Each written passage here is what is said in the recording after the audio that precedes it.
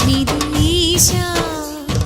శివని వేదనగా వని వేదనగా పలికెను పదము పరేశా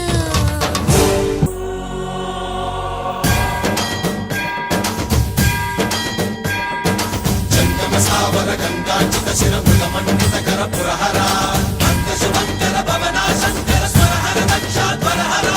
కాల విలోచన పాలిత జనగణ కాల కాల విశ్వేశ్వర